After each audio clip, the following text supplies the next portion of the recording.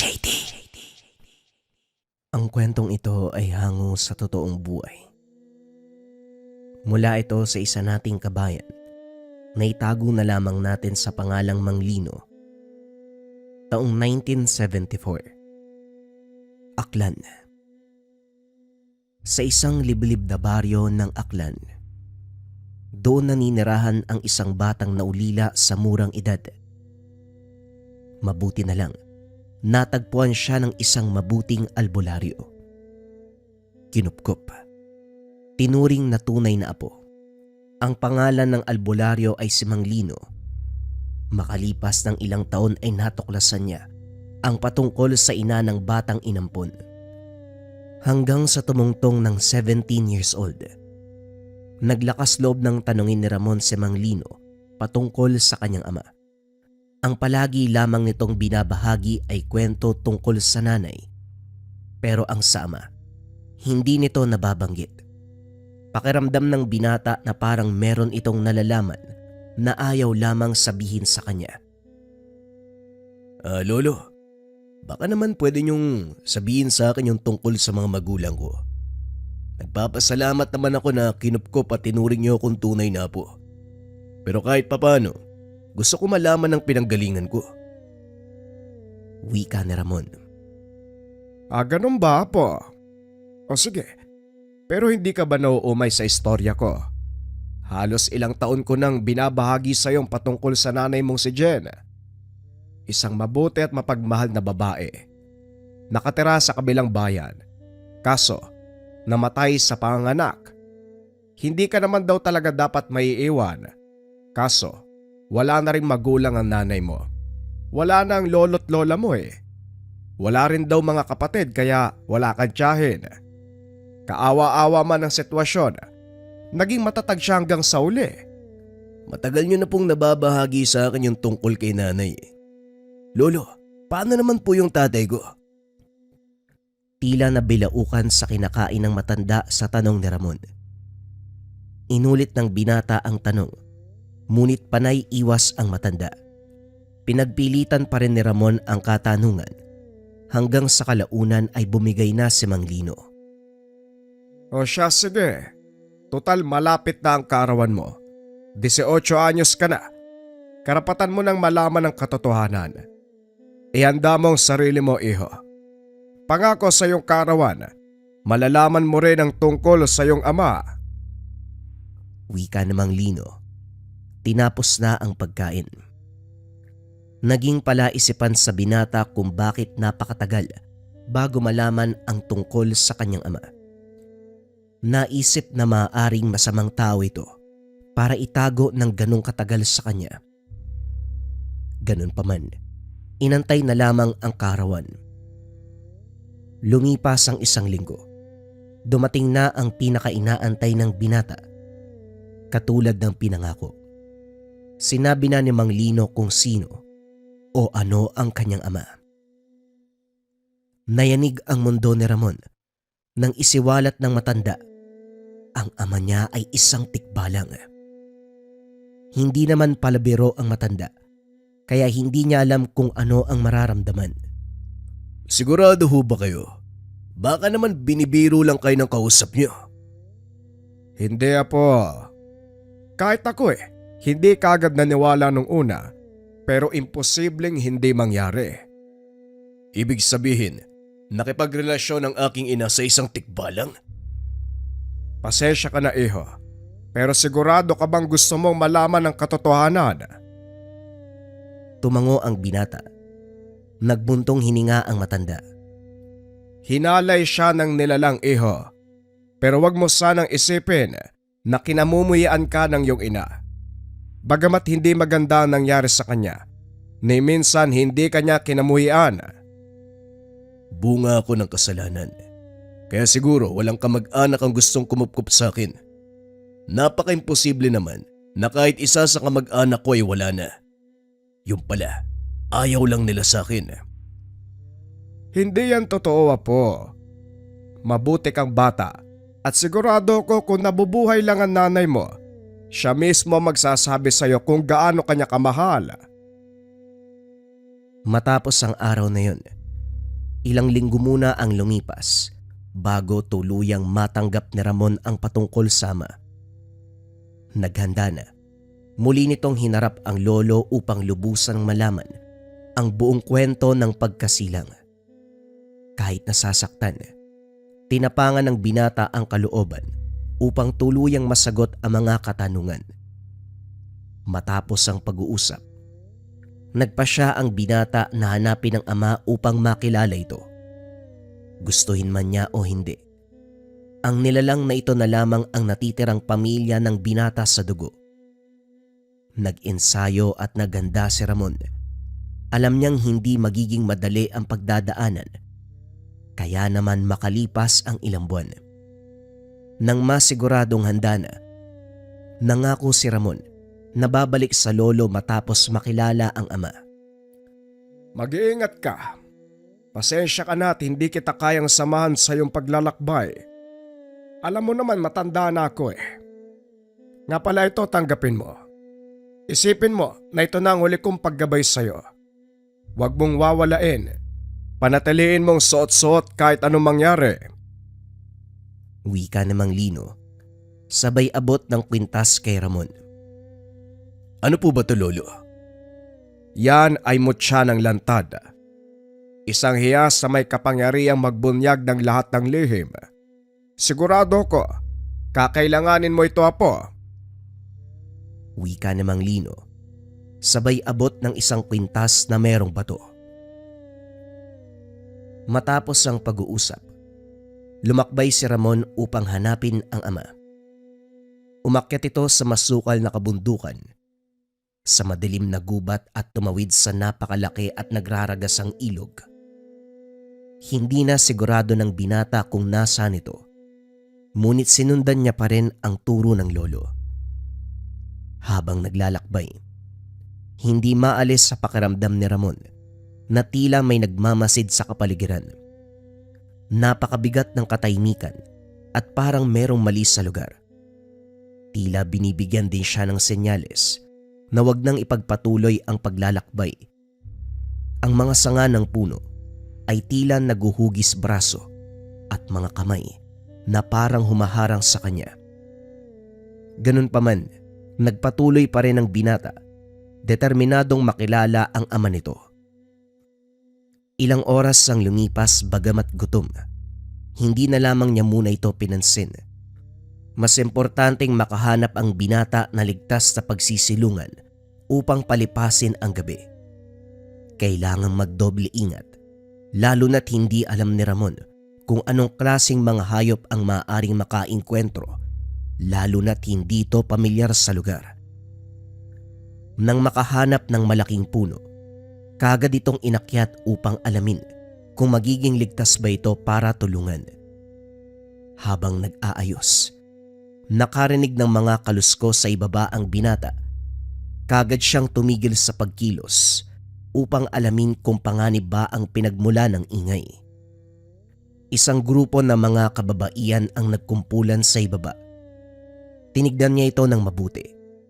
Lahat sila may edad na. Kulubot ang mga balat. Mahaba at puti ang mga buhok. Higit sa lahat, napakahaba na mga kuko at tila iilan na lamang ang mga ngipin. Nasaan ang lalaking yon? Nandito lang siya. Nararamdaman ko ang presensya. Wika ng isa sa mga kababaihan. Mula sa likuran, isang mas matandang babae ang dahan-dahang lumabas sa dilim. Nakakakilabot ang mga ngiti. Tila 2 taong gulang na ang edad. Huwag na kayong mag-alala mga kapatid. Nandito lamang siya. Buksan niyo ang mga mata at makikita niyo rin sila. Wika ng matanda. Kahit medyo malayo, tumatagos sa puso ni Ramon ang takot mula sa bibig ng matanda. Biglang napatingin sa itaas ang grupo at ngumiti ang lahat. Iho, bumaba ka na riyan. Hindi ka namin sasaktan. Meron lang kaming kailangan. Halika na. Huwag mo kaming pahirapan. Wika ng isa pa sa mga babae. Sige na iho, bumaba ka na rito. Siguradong hindi mo magugustuhan kung kami ang aakyat dyan. Wika ng isa pang babae. Tila ito ang nagsisilbing leader ng grupo. Hindi sinunod ni Ramon ang utos ng grupo. Bagkus ay lalo pa itong umakyat. Naghanap ng paraan upang makatakas. Nang mapansin nila na tila walang balak bumaba ang binata, kagad inilabas ng isa sa kababaihan isang uri ng pulang tela na puno ng mga insekto. Oras na para ilabas sa mga alaga natin, Pinunong Ignacia. Tanong ng isang babae. Mukhang hindi ito madadaan sa santong dasalan. Kapatid, pakawalan mo ang ating mga alaga. Wika ni Aling Ignacia. Sumugod ang babae. Nagpakawala ng mga alupihan at mga alakdan. Gumapang ang mga ito sa puno ng napakabilis. Doon napagtanto ni Ramon. Grupo ng mga mambabarang ang nakaengkwentro. Dahil hindi makalis at walang ibang patutunguan, kagad nilabas ni Ramon ang kanyang itak. Sabay hampas sa mga gumagapang na peste. Dahil sa talim ng itak, kumislap ito sa tulong ng buwan. Bawat hiwa ay tumatama, nag-iiwan ng durog na insekto sa lupa. Bagamat pumapalag, dahil sa dami ng peste, hindi maiwasang makagat paminsan-minsan ang binata. Unti-unti ay napapagod na rin ito. Hindi lumalaban, hindi niya namalayan na dahan-dahan na palang lumiliit ang punong tinutungtungan. Meron palang mga insekto sa baba na unti-unting kinakain ang ugat ng puno. Alam mo iho, kaya naming patigilin ang lahat ng ito. Kailangan lang namin ang mutsyang hawak mo at papakawalan ka rin namin. Dahil sa sinabi ng matanda, lalong hinigpitan ni Ramon ang pagkakahawak sa mutya. Nandilim ang itsura ni Aling Ignacia sa ginawa ng binata. Itinaas ng matanda ang braso ng isa sa kasama nito. Pinunit ang balat at tila may binalot na tuyong damo. Hindi na nasubaybayan ni Ramon kung paanong naging latigo ang hawak. Nagsambit ng orasyon ng matanda. Kagad hinampas sa direksyon ng binata. Tumagos ang sugat na natamo ni Ramon. Napasigaw ito sa sakit at halos makita na ang buto nito sa balikat kung saan tumama ang latigo. Ngunit imbis na umatras, tumalon siya mula sa puno at gumulong sa lupa. Napakabilis ng binata at kagad sinaksak ang dalang itak. Tumama ito sa tiyan ng isa sa mambabarang. Hindi na nakasagot pa ang babae. Tumilapon ang dugo nito at sa sandaling yun, nag-init at nanginig ang mutya ng lantad sa dibdib ni Ramon. Isiniwalat din ito na hindi lahat ng kasama ay tao. Sa 15 kababaihan, tanging 7 lamang ang talagang naroon. Gawa sa insekto ang lamang loob ng iba. May mga mata ngunit purong itim ang mga ito. Kagad pinaslang ni Ramon ang grupo. Galit na galit ang 3 natirang mambabarang. Naghawak na mga kamay ang 3 at sabay-sabay nagsambit ng orasyon. Sa gitna ng 3, sumabog ang itim na usok at bigla silang naglaho. Itinaas ni Ramon ang mga kamay upang pagpagi ng usok at takpan ng muka. Hindi kagad ito pinatakbo nang makitang libo-libong bubuyog ang lumalabas mula sa usok. Napakabilis ng mga insekto at sa bawat madaanan nito ay biglang lumiliyab. Tila may dalang apoy ang bawat bubuyog. Mabuti na lamang naalala ni Ramon ang ilog na nadaanan kanina. Kagad niya itong nakita at tumalon ito sa tubig. Kagad namatay ang mga insekto sa lakas ng agos at kalaunan. Nakaahon na si Ramon sa tubig. Gutom, nanlalamig, naghahabol ng hininga. Gayunpaman nagpapasalamat ang binata dahil buhay pa ito. Kagad tumayo si Ramon. Alam niyang wala siyang panahon para magpahinga. Lalo na't meron pang 3 mambabarang na gagawin ang lahat. Makuha lamang ang mutya sa kanya. Kahit madilim, nagpatuloy sa paglalakad si Ramon. Kailangan niyang makarating sa tirahan ng matanda bago pa ito mapas lang ng grupo. Gamit ang ilaw ng mutya, naaninag nito ang daanan. Kaso nga lang, ang ilaw na yon ang dahilan kung bakit siya natunto ng 3. Kagad nagpalipad ng mga ipis at gamo-gamo ang isa sa mga kababaihan. Pinagpapalo nito ang mga insekto, ngunit dahil sa dami, marami pa rin ang kumakagat sa kanyang balat. Muli siyang tumalon sa tubig upang mamatay muli ang mga insekto. Ngunit hindi inasahan ng 3 na bigla itong umahon at binato ang itak. Tumama ito sa leeg ng isa sa mga mambabarang. Kagad dumupa ang mga insektong pinalipad. Si Aling Ignacia na lamang at isa pa sa mga kasamahan ang natitira. Itigil na natin to, Pinunong Ignacia.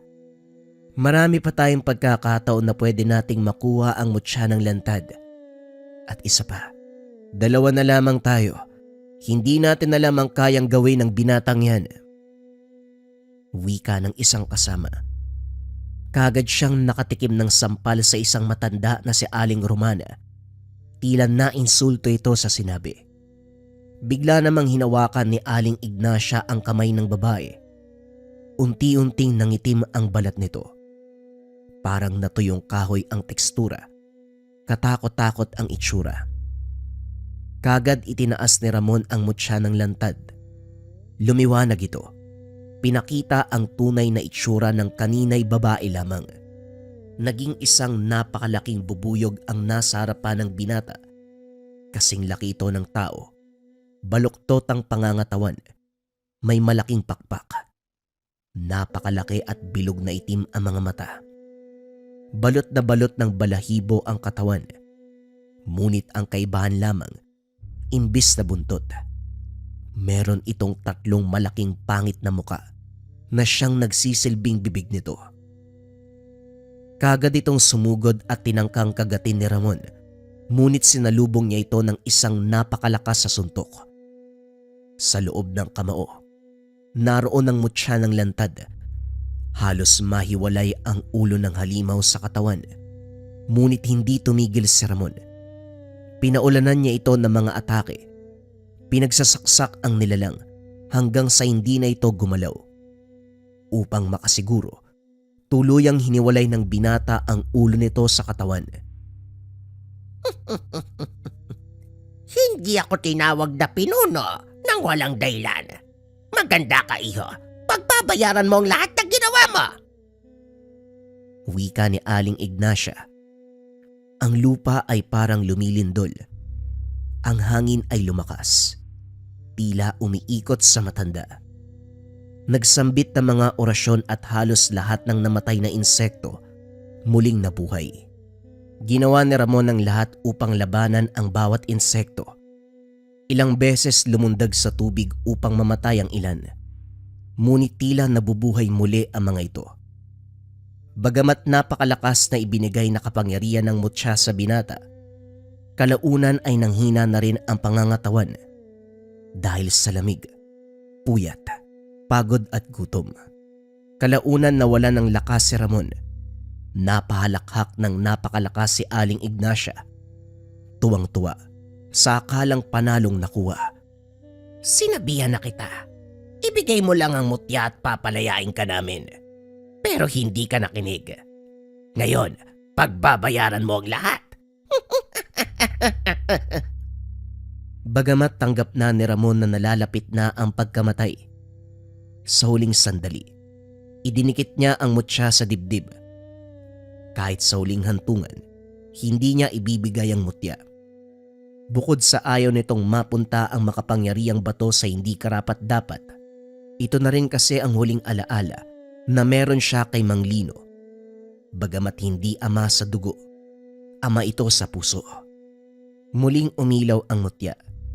Ngunit hindi katulad kanina ang puting ilaw. Ngayon ay malaginto ang liwanag nito. Mula sa malayo, dumadagong-dong ang yabag. Dahan-dahang gumuguho ang lupa mula sa kabundukan. Ang mga puno, humahawi na tila natatapakan o merong pinapadaanan. Mula sa tuktok ng kabundukan, bumaba ang isang tikbalang. Ang kanyang ama.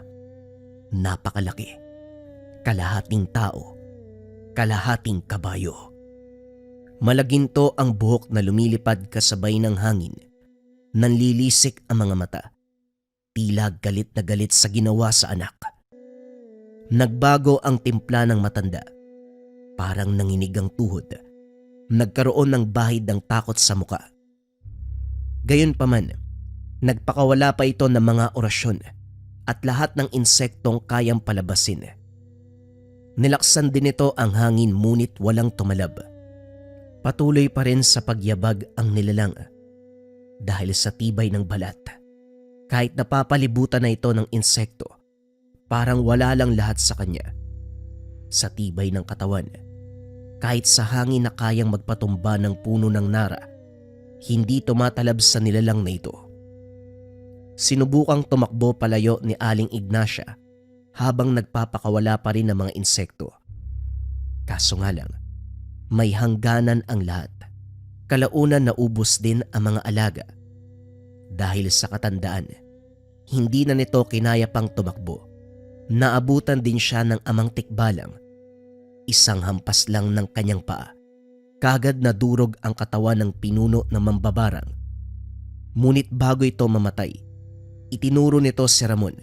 Nagsambit pa ng mga orasyon.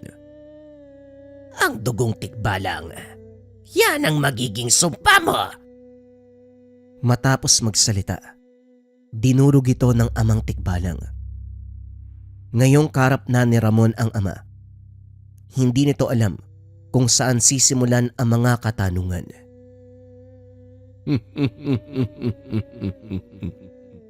Huwag ka munang magsalita, anak. Alam ko kung bakit ka nandito. Sa ngayon, kailangan mo munang magpahinga. Marami pa tayong panahon para mag-usap. Bago pa man maibuka ni Ramon ang bibig, bigla na lang nandilim ang paligid. Nahimatay na ito. Maaaring dahil sa pagod, dahil basa ang katawan nito, o hindi kaya naman sa gutom, o maaaring kombinasyon ng lahat. Gayunpaman bago tuluyang mawalan ng malay, nakita ni Ramon na umilaw muli ang mutya ng lantad.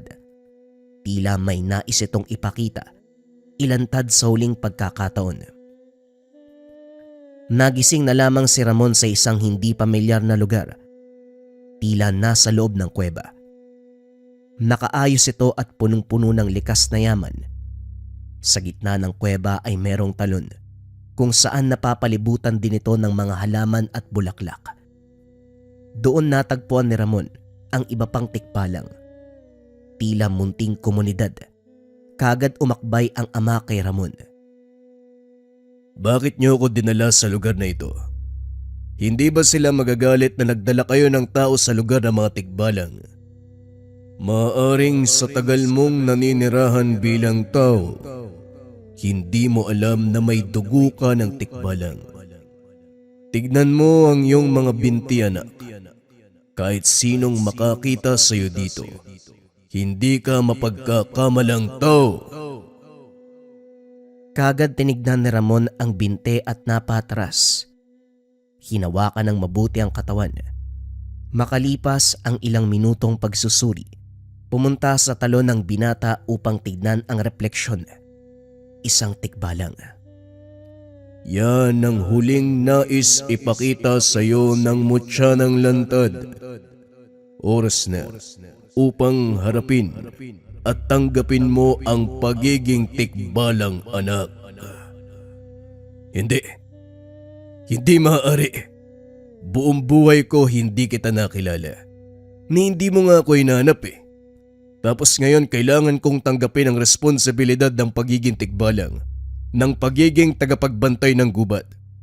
Sinasabi mong ama kita, pero kahit kailan, hindi ka nagpakatatay sa akin. Hindi mo naiintindihan, anak.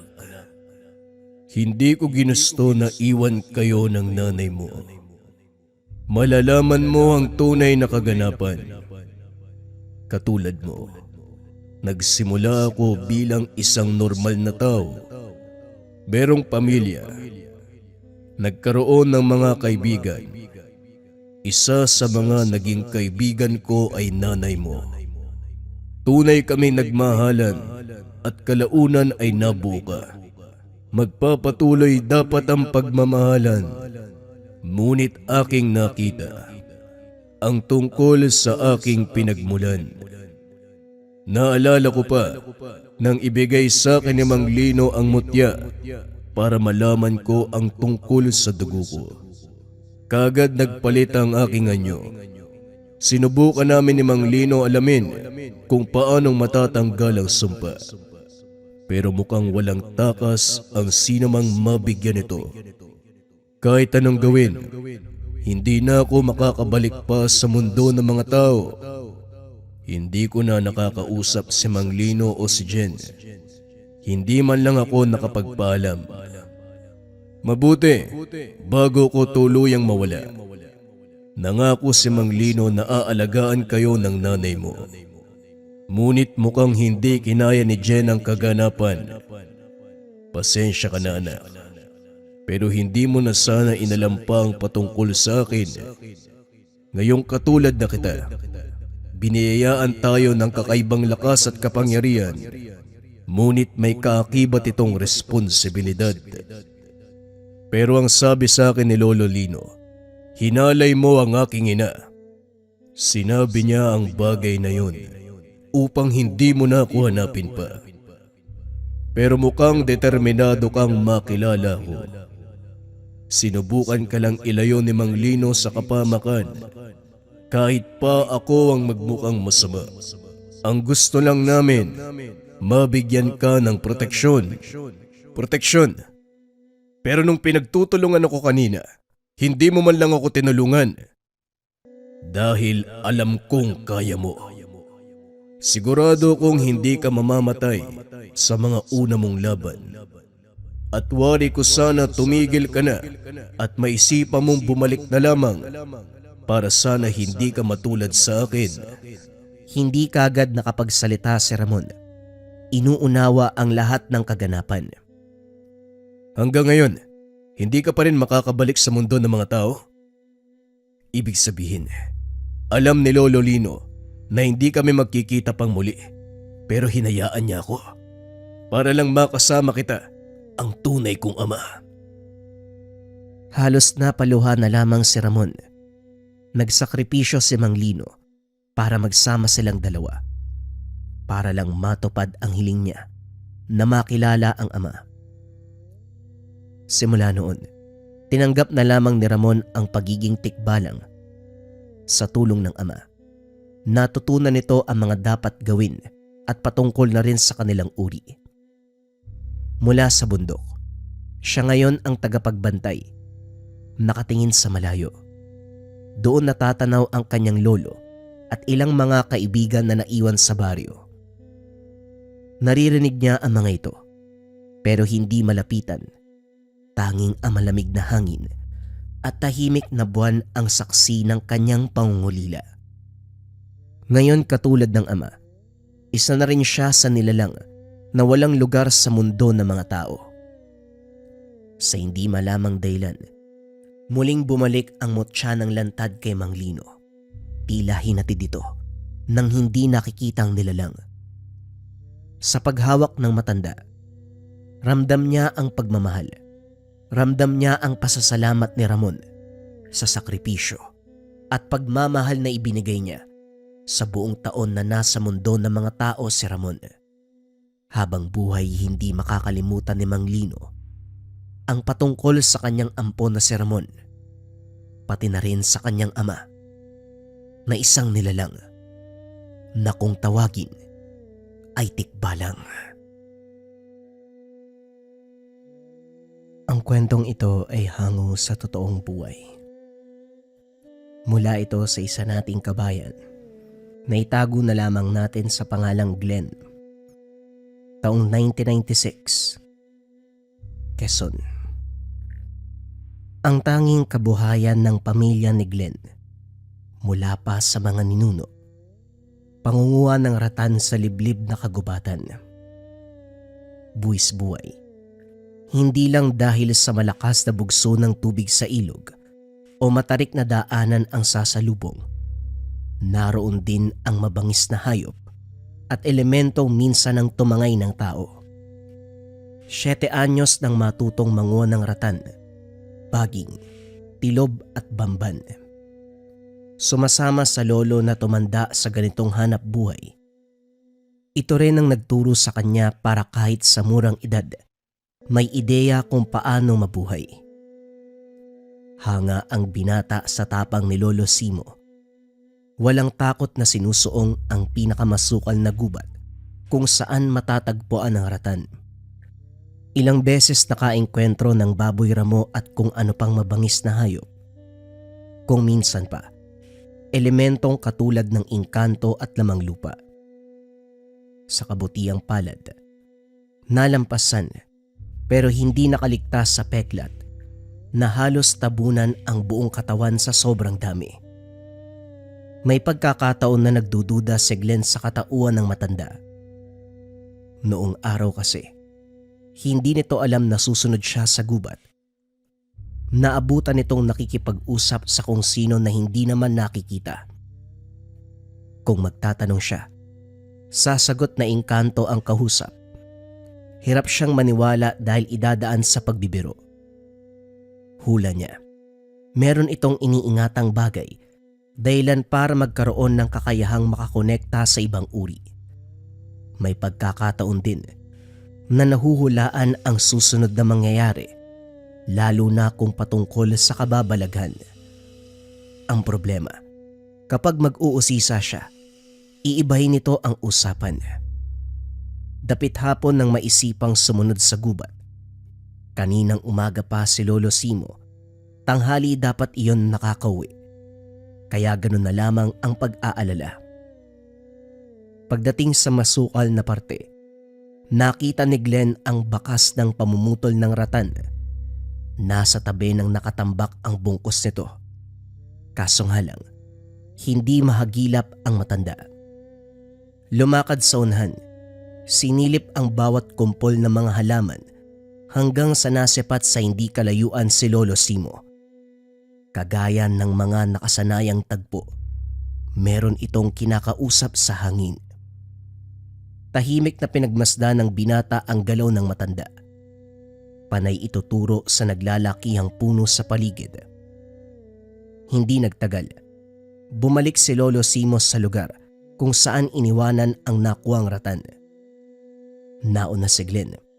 Doon nagpanggap na kakarating lamang. Habang pababa ng kabundukan, tahimik na sumunod ang binata. Sa tinagal, ilang beses kumurap dahil nakakakita ng maitim na imahe sa hangin. Namataan sa gilid si Lolo Simo.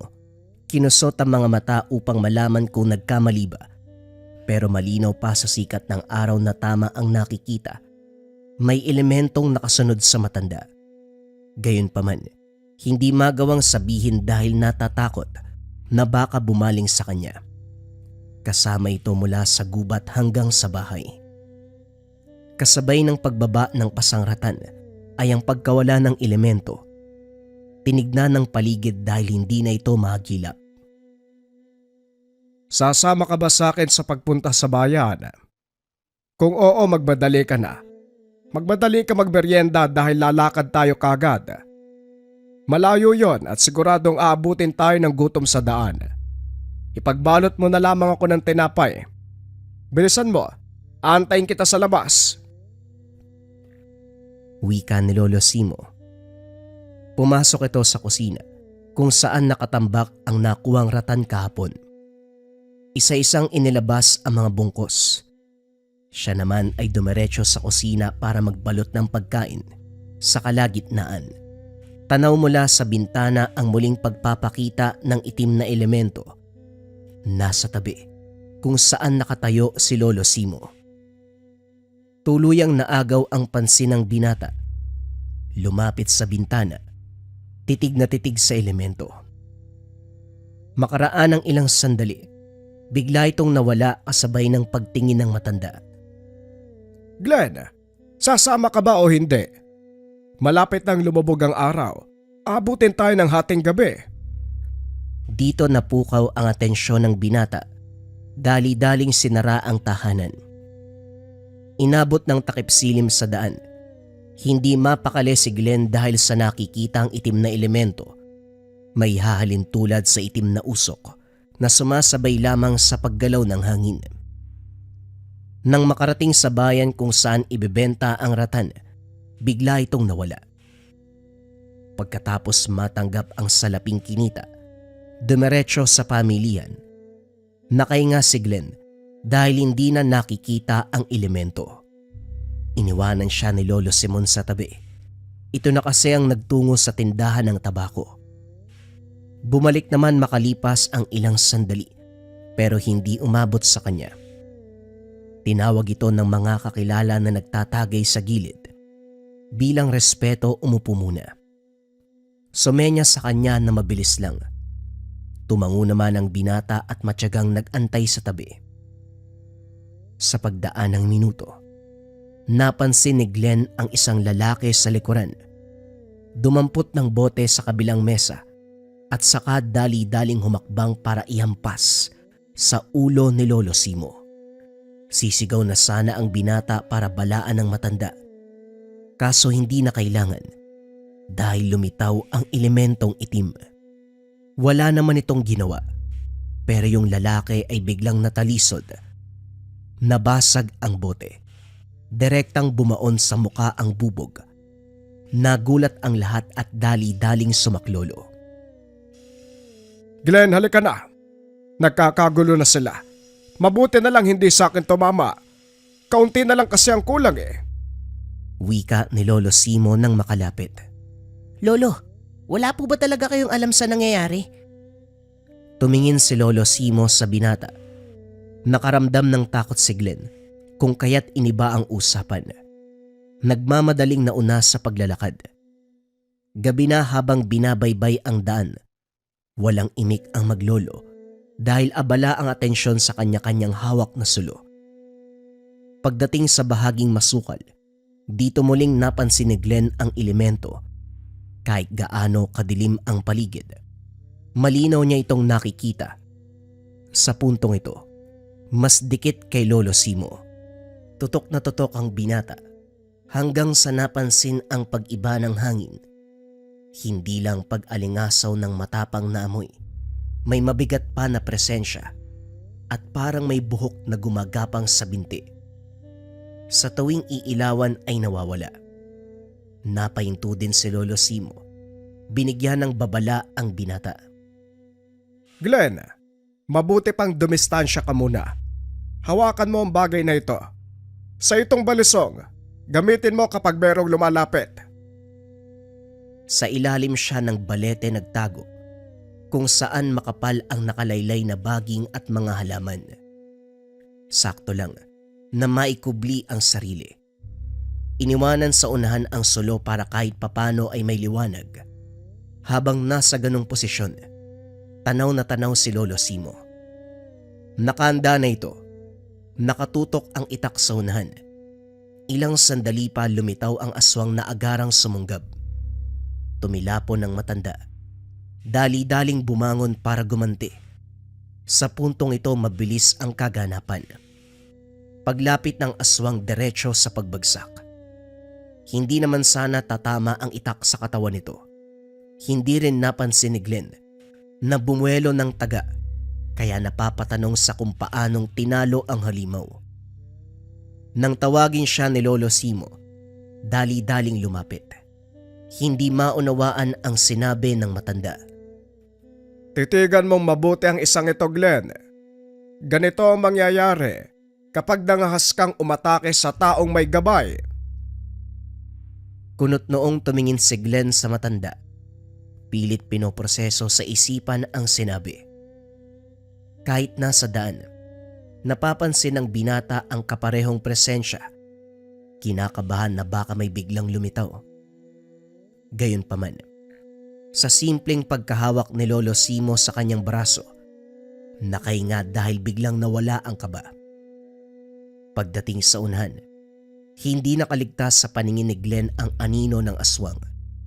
Hindi lang isa, kung hindi dalawa. Ilang pares ng nanlilisik na mga mata ang nagip. Sa kabutihang palad, wala ni isa sa mga ito ang naglakas ng loob na sumugod. Sakalang tuluyang nakainga ang binata pagdating ng tahanan, kagad nagsarado ng pintuan. Natawa ang matanda. Dapat marunong kang pangibabawan ng takot mo upang hindi maagaw ang atensyon ng masamang elemento. Yan ang pinakaunang dahilan kung bakit nilalapitan ng isang tao. Kahit wala kang sapat na armas para labanan ng mga ito, dapat ipakita mo pa rin na hindi ka natatakot. Sino ba namang hindi matatakot kung aswang na yung kaharap? Ikaw po ba, Lolo? Hindi ka matatakot? Hindi. Kasi para sa akin, mga tao lang na nagsusot ng maskara ang mga yan na kapag nagawa mong mahubaran, sila pang matatakot sa'yo. Natahimik si Glenn. Kahit papano naintindihan niya ang punto ni Lolo Simo, pero sa kabilang banda, duda siyang walang kinalaman ang umaaligid na elemento sa pinapakitang tapang. Nang mapalingon sa tabi ng bintana, natanaw roon ang imahe ng elemento. Maging siya ay napapatanong kung bakit ito nakikita. Hindi pwedeng sabihin na namamalikmata dahil malinaw pa sa sikat ng araw ang katotohanang nagpapakita ito sa kanya. Sa paglipas ng oras, hindi makatulog si Glenn kung kaya't naupo sa sala. Binuksan ng kaunti ang bintana para makapasok ang hangin. Hindi pa gaanong matagal ang pag-upo ng masipat ang gumagapang na anino. Nung una inakalang aso, pero habang papalapit, naging klaro na isa itong aswang. Hindi nag-atubili, sumigaw sa pagtawag kay Lolo Simo. Hindi lang matanda ang naalerto, pati na rin ang aswang natigil sa pagkilos. Kasabay ng paglabas si Lolo Simo ay ang paglitaw ng itim na elemento. Ang aswang na nasa malapitan, kumaripas ng takbo. Alam ko naman na nasa tabi ka lang, kaibigan. Gusto ko lang sanang linawin na huwag kang mag-abala sa pagparito dahil kapag ako nasagad, uuwi ka ng walang buhay. Makaraan ang ilang sandali. Pumasok si Lolo Simo. Sinabihan si Glenn na matulog na at wag nang isipin ang naganap. Kinabukasan, wala na sa tahanan si Lolo Simo paggising ng binata. Dali-dali siyang gumayak. Sumunod dito sa gubat. Wala naman itong ibang pupuntahan kung hindi doon lang.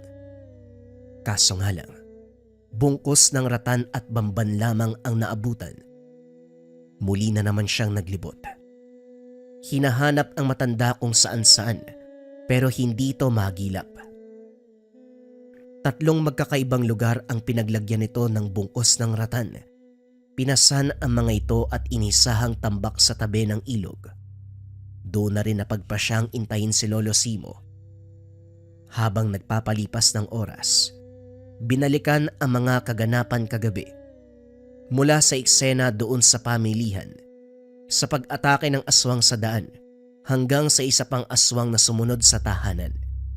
Idagdag pa ang elemento na palaging nakasunod kay Lolo Simo. Napailing dahil kahit anong isipin, sumasakit lamang ang ulo. Makalipas ang ilang sandali, 2 lalaki ang biglang lumapit. Nagtatanong kung meron bang nakitang matanda na nangunguha ng ratan. Hindi kagad nagsalita ang binata. Tinanong muna kung sino ang mga ito. Kaano-ano niyo po ba yung matanda? At saka sino-sino po ba kayo? Huwag kang mag-alala, iho. Wala kaming masamang balak sa matandang si Simo. Sa katunayan, hihingi kami ng tulong sa kanya. Kung kilala mo ang tinutukoy namin, sabihin mo na. Ako si Diego. Eto naman kasama ko si Baring. Kaibigan namin yung matanda. Hindi pa rin nagsalita si Glenn. Mukha namang mapagkakatiwalaan pero hindi siya nagpadalos-dalos. Tinuro ang ibang direksyon at sinabing nakita doon ang matandang hinahanap. Kagad lumakad ang mga ito. Sakto namang dumating si Lolo Simo. Sa tahanan binanggit ni Glenn ang naghahanap ng mga lalaki. Natawa si Lolo Simo sa inasal ng binata. Aniya, kakilala niya sina Diego. Sakto ding dumating ang dalawa. Bumalik matapos mapagtantong wala ang matanda sa gubat. Pasensya na kayo sa apo ko ha. Hindi kasi madali magtiwala, kaya ganun na lamang ang sinabi. Huwag niyo sanang masamain. Medyo loko-loko pala yung apo mo ha. Pero hindi bali na. Naiintindihan namin na gusto ko lang niyang protektahan. May baho tayo. Kinakailangan namin ng tulong niyo, kagaya po dati. Pero may kaunting pagkakaiba kasi noon isa lang eh. Ngayon maramihan, grupong umaaligid. Wika ni Diego. Lolo Simo, kung nandoon ka lang noong nakaraang gabi, talaga mapapailing ka kasi sobra silang mapangas. Akala mo baboy kami na basta-basta na lamang lalapain. Diyos ko, mabuti talaga. May natira pang bala sa baril ni Mang Aki. Kasi kung wala, nako, ewan ko na lang kung ano nangyari sa amin. Lumapit si Glenn para marinig ang usapan. Dito napag-alaman na meron na palang katauhan ng matanda na hindi niya nalalaman. Isa itong manunugis ng aswang na dati pang pumapaslang. Sa malalayong lugar dumarayo kung kaya't walang ideya tungkol dito. Isa sa tumatak kay Glenn ang binanggit na meron itong gabay. Hindi nga lang malinaw kung ano ang tinutukoy dahil dali-daling pinutol ni Lolo Simo ang usapan. Nang mga sumunod na sandali, nagbalot ng damit ang matanda. Lalong nagtaka dahil maging damit niya ay sinama. Lolo, lilipat po ba tayo? Saan naman tayo pupunta? Tanong ni Glenn. May sasadyain lang ako doon sa kabilang bayan. Mananatili tayo doon ng ilang araw. Kaya kinakailangan ng damit. Kung may gusto ko pang dalhin, ilagay mo na rito para isahang dala na lang. Pagkatapos ng pagliligpit, binaybay ang daan patungo sa sasadyaing lugar. Walang imik. Dire-diretso sa pagakbang. Pagdating sa unahan, biglang huminto si Diego at Baring. Lo, hindi naman po ito daan eh. Ano ba ginagawa natin dito? Hindi ba madalas sa lugar na ito may kalaban? May pinaplano ka ba, Lolo Simon? Pwede bang wag na nating ituloy? Kamatayan lang yung pagpunta dito eh. Hindi pa nakasagot si Lolo Simon. Lumabas na mula sa iba't ibang direksyon ang mga kalalakian. Hindi armado pero malakas ang presensya. Pumalibot ang mga ito habang palipat-lipat ang tingin sa kanilang apat. Alisto naman si Diego at Baring na bumunot ng itak. Kaso pinigilan ni Lolo Simo. Mga iho, dadaan lang naman kami. Huwag niyong bigyan ng masamang kahulugan. Ito lang kasi ang daan patungo sa pupuntahan namin. Simo, wag na tayo maglokohan. Alam natin lahat na sinadya mo ang pagparito. Hindi ba? Tinanggal ng lalaki ang balot sa muka. Inilantad ang sarili. Nakilala ito ni Lolo Simo. Ikaw pala yan, Oliver. Sa paglipas ng panahon, dumarami ang batuta mo. Kagaya mo rin ba sila na pumapatay ng tao para lang ialay sa demonyo? Matagal na nung huli tayong nagkaharap. Hindi ko inasahan na magkikita ulit tayo ngayon. Tanda, masyado mo namang iniingatan ang pananalita mo. Hindi mo ako maluloko. Aminin mo, talagang sinadya mong pagdaan dito. Naglabas ng bote ang lalaki. Itim na likido ang laman. Nagtaka si Glenn nang hilahin siya palayo ni Diego habang si Baring at Lolo Simo matapang na umarap sa grupo. Alam mo, ayoko sanang maging bayolente, lalo na sa harapan ng apo ko. Pero kung hinihiling mo naman at para sa ikakatahimik mo, bakit hindi? Total, pareho namang mainit ang dugo natin sa isa't isa. Dito na tayo magtos. Tignan natin kung sino mananatiling buhay mamaya. Ngumiti si Oliver. Binuksan ang bote at saka isinaboy. Kaso mabilis na kumilos si Baring. Dumampot ng damit at saka inihagis. Dito tumama lahat ng likido. Ang sumunod na nangyari, pisikal ang laban. Kaso nga lang, nagpalit ng anyo ang grupo. Tumambad ang tunay na itsura ng mga ito. Sa takot napapikit si Glenn habang nakasiksik sa tabi. Tinakpa ng tenga dahil sa tindi ng ingay. Umabot hanggang laman ang hinig na dulot ng ingay ng mga aswang. Sa muling pagmulat, nakita kung paano isa-isang tinumba nila Lolo Simo ang kalaban. Maging ang elementong itim, nakisali na rin. Hindi nagtagal, si Oliver na lamang ang natitirang buhay pero nagtamo ng malubang sugat. Nag-iingalo, hubo ng magpalit ng anyo. Hindi ko alam kung anong kabayang meron ka, tanda. Ilang beses na kitang pinagtangkan, pero ikaw pa rin ang nagwawagi. Huwag ka masyadong magpakampante, dahil may kalalagyan ka rin. Mapatay mo man ako ngayon, hindi dito matatapos ang laban. Intayin mo si Padring. Siya mismo ang kakatay sa kaluluwa mo. Ang totoo niyan, si Padring talaga ang pupuntahan namin. Nasaan ba siya? Siguro naman, inaantay niya rin ang pagdating ko, ano? Sinamaan lamang siya ng tingin ni Oliver, pero hindi ito nakatagal ng pugutan ng ulo. Dali-dali itong inilagay sa sako. Tinali ang maayos at saka lumakad. Mahaba pa ang paglalakbay kung kaya't ilang beses ding huminto para makapagpahinga. Si Glenn na nasa paligid ang atensyon. Napansin ang iilang anino. Lahat ng mga ito ay nakamasid sa kanila. Nakasunod hanggang narating ang paroroonan. Tinawag ni Mang Aki ang matandang nagpatuloy sa kanila. Doon bumungad ang iilang kabataan. Ang ilan ay nakaratay, maraming benda sa katawan. Sa puntong ito, hindi makapaniwala si Glenn na malaman ang tungkol kay Lolo Simo. Unang nakilala ni Lolo Simo si Mang Aki doon sa kagubatan kung saan siya nangunguha ng ratan. Sugatan nito, lalo na ang kasamang bata. Naglalakad lamang ang mga ito pero biglang may aswang na umatake. Swerteng nasa kluluhan ni Lolo Simo. Hindi rin inasahan na meron pang nabiktimang mga bata sa kabilang direksyon. Lahat na iligtas sa kaparehong pagkakataon. Ito ang naging simula ng pagkakaibigan. Dahil tubong lansangan ang mga bata, kinupkop ni Mang Aki.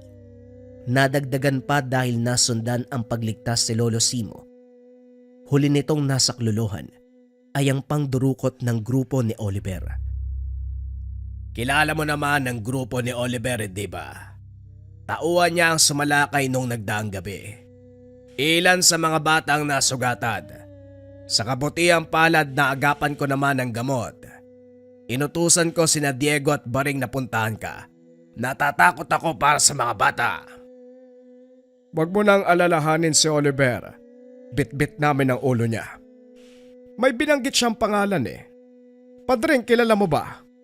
Tinakot ako gamit ang pangalan ng taong ito. Kung tama ang hinala, amo siguro ni Oliver. Kung ganon, itong si Padring ang dapat nating pagandaan. Pakiramdam ko, tayo na ngayon ang tinutugis dahil ilang beses mong naharangan ang operasyon nila. Hindi lang tayo natuntun kagad kaya natagalan ang pagsalakay. Huwag mo nang alalahanin. Ako na ang bahala. Tutukan mo lang ang mga bata. Utusan mong magbantay sina Diego at Baring. Marunong naman sa pakikipaglaban ng mga yan. Idagdag mo na rin ang apo ko. Pwede mong utusan, pero wag sa pagharap ng aswang. Wala pang ideya yan eh. Napalanok si Glenn nang lumingon sa kanya si Mang Aki. Sigurado ka bang hindi marunong humarap sa aswang ang apo mo? Simo, malakas ang kutob ko na pwede siyang sumunod sa yapak mo pagdating ng araw. Kahit mahawakan niya lang ang gamit mo, siguradong gagana kagad. Huwag muna natin pag-usapan. Si Padring ang prioridad sa ngayon. Lalakad ako mamaya pagsikat ng araw. Parang may ideya na ako kung saan matatagpuan ang padring na yan. Masyadong mabilis ang kaganapan. Hindi napansin ni Glenn ang paglipas ng oras. Pagkagising hindi na nakita si Lolo Simo. Ang sabi ni Mang Aki, lumusob ito sa baluarte ng kalaban. Tulalang napatitig ang binata sa matanda. Kung magsabi ito ay simple lang, na para bang ordinaryong laban ang susuungin ni Lolo Simo. Lumipas ang oras. Dapit hapon na pero wala pa ang matanda. Nabahala si Glenn kung kaya't gumawa ng paraan. Nang makitang abala si Mang Aki sa panggagamot sa mga bata, dahan-dahang pumuslit sa labas. Nakita doon si Diego at Baringa. Paulit-ulit na nagtanong si Glenn. Hinuhuli sa salita ang mga ito. Hanggang sa aksidenteng masabi ang kinaroroonan ni Lolo Simo. Hindi alintana kung ano ang nag-aantay na panganib. Binaybayang tinurong daanan. Nahilo si Glenn dahil puro kahoy ang nakikita sa paligid. Pero pagdating sa unahan, napansin ang kaluskos ng dahon. Nang pakinggan pa ang ingay, tunog ng pagkatumba ng mga puno. Ang kasunod, napansin ang paggulong ng pugot na ulo sa harapan. Lalong hindi nakakilos nang bumagsak ang katawan. Nasipat si Lolo Simo sa unahan, nakikipagbuno sa grupo ng aswang. Sa kabila ng ingay, wala masyadong maririnig dahil masukal na bahagi ito ng kagubatan. Nagtago si Glenn upang hindi makita. Nakatutok kay Lolo Simo. Ngayon lang napansin ang husay nito sa paggamit ng patalim. Pasimpleng inalagan ang atake ng kalaban. Kung tataga ay walang palya. Tatama sa mga aswang. Maliban dito nasa likuran ng matanda ang itim na elemento. Wala naman itong ginawa. Sadyang nasa likod lang. Sa paglipas ng ilang sandali wala nang natira sa grupo ng kalaban. Naggutay-gutay ang mga katawan nito. Ito na yata ang pinakabrutal na patayang nasaksihan ni Glenn. Kahit kailan talaga, gumagawa ka ng paraan para masundan ako. Huwag ka na magtago diyan. Alam kong nasa likod ka ng mga halaman, Glenn. Nagulat ang binata sa biglang pagtawag ni Lolo Simo. Hindi niya ito napansin na tumingin. Ngayon din, nakatalikod pa rin habang nagsasalita. Lolo, ikaw pa rin ba yan? Para kasing naging ibang tao ka eh. Wika ni Glenn. Hinay-hinay sa pagakbang. Iniiwasang maapakan ang parte ng aswang. Sa punto ito, natigilan si Glenn nang humarap si Lolo Simo. May markang itim ang kalahati ng muka. Bahagya ding umitim ang kanang mata. Huwag kang matakot, Glenn. Ako pa rin ito, ang Lolo Simo mo. Umatras si Glenn. Wala naman siyang nararamdamang banta, pero hindi lang matanggap ang itsura ng matanda. Nang masipat muli ang itim na elemento sa likuran, hindi siya nagpigil na magtanong. Ang gabay ba na tinutukoy nila? Yung elementong itim na nakasunod palagi sa'yo? Sa pagkakataong ito, si Lolo Simo naman ang nagulat. Hindi inasahan ang sinabi ng binata pero bago ito malinaw, sunod-sunod na pagbato ang pumukaw sa kanilang atensyon. Ilang sandali pa lumitaw ang isang lalaki. May edad na ito. Maputi ang buhok. Masama ang tingin kay Lolo Simo. May dalawa pang tao sa likuran. Pareho ng amoy sa mga aswang. Ikaw pala ang sinasabi nilang Simo na manunugis.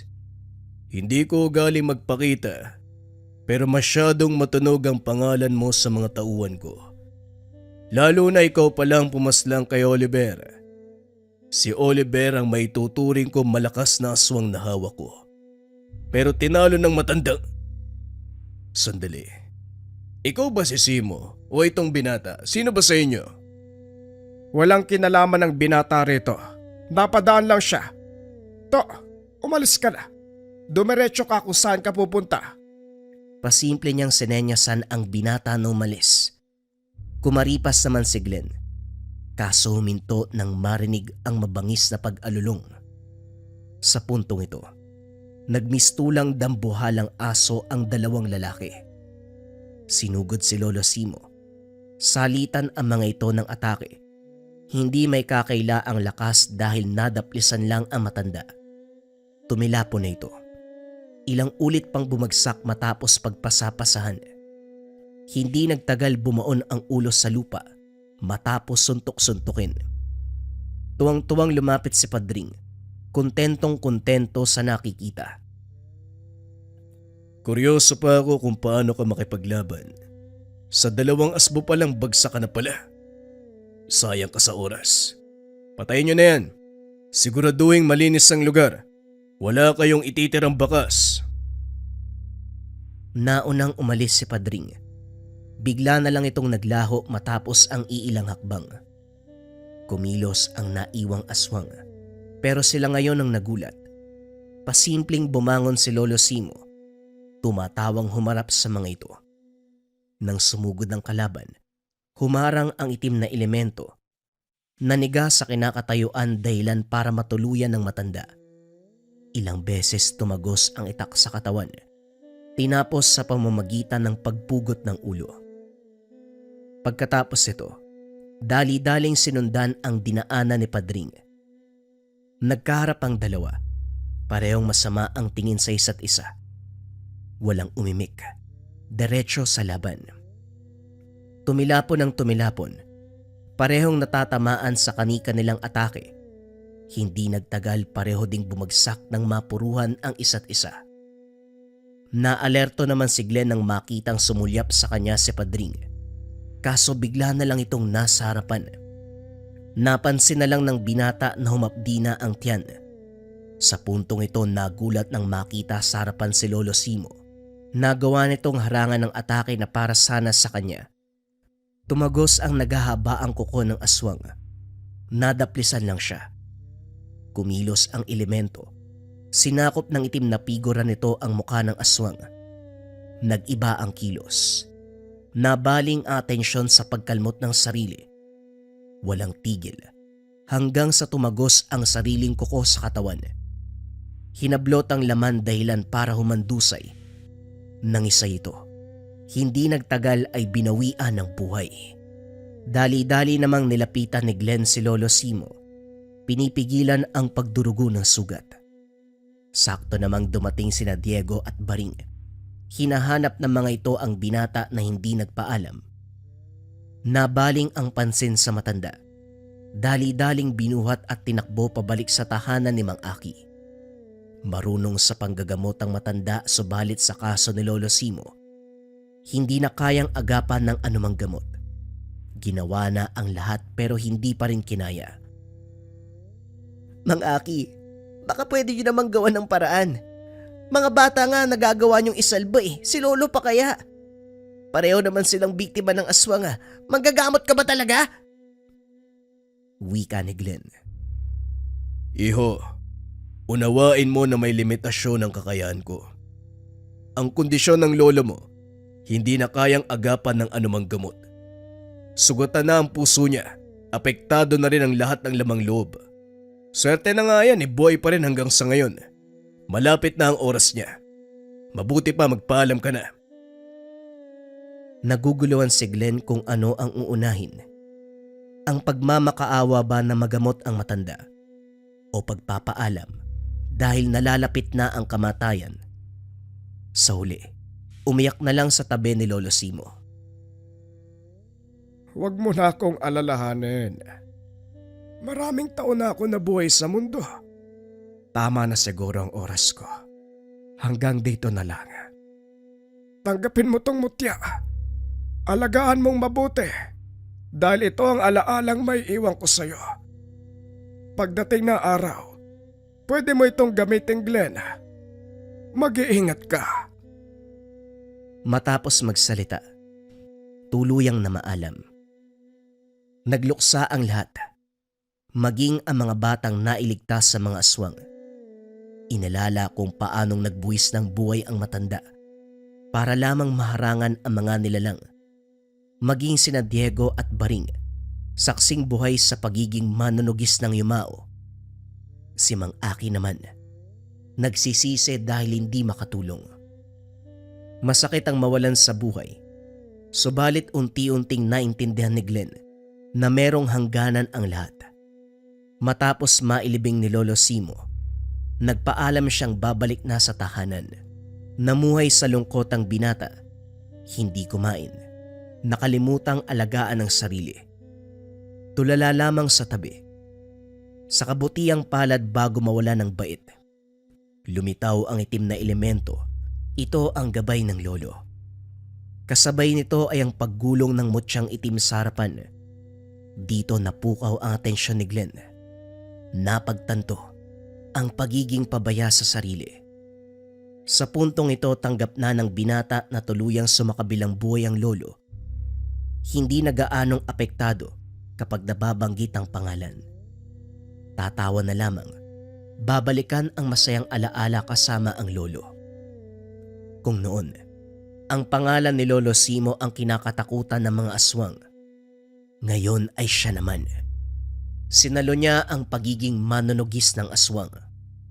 Pero ang hindi alam ng lahat, sa likod ng malakas na manunugis, meron siyang itim na mutya. Meron siyang itim na gabay na tumutulong sa pagpaslang sa mga aswang. Naranasan niyo na ba mga kabayan yung tipong unang kita niyo pa lang dun sa tao, sobrang gaan na kaagad ng pakiramdam mo sa kanya. Yung tipong nagkakaroon kaagad ng tiwala. Or ikaw ba yung tipo ng tao kabayan na nasa toxic environment? Yung palagi ikaw yung napapag-initan, laging galit yung mga tao na nasa paligid mo, boss mo, amo mo, kapitbahay, kapatid, kamag-anak. Basta nasa toxic environment na laging galit yung mga tao sa'yo kahit wala ka namang ginagawang masama. Pwede mong subukan ang Kaluban de Pampaamo from Lika Merchandise. Ito yung Kaluban de Pampaamo from Lika. May mga sangkap to sa loob. Pwede nyo tignan pagdating sa inyo pero ibalik nyo lang kaagad sa Kaluban. Ang bisa nito, pampaamo sa tao, pampaamo sa negosyo. Sobrang simple lang ng gagawin nyo kapag nasa inyo na yung Kaluban. May frito na gabay po lang tela pouch. Ilagay nyo lang dun sa pouch, ilagay nyo sa bag nyo, ilagay nyo sa bulsa nyo, basta dalhin nyo palagi. Bagay ang Kaluban sa mga nasa sales or kung palagi kang merong nakakausap, umaharap ka sa mga tao, nagpe-present ka. Kasi mabilis nga kayo makakapagpalagay ng loob ng taong kausap mo, mabilis mong makukuha yung tiwala nila. Yan ang bisa ng Kaluban de Pampaamo. Again, may mga sangkap pa to sa loob kabayan. Pwede mong silipin pagdating sa'yo. Kung interesado ka, research mo lang yung shop ng Lika Merchandise.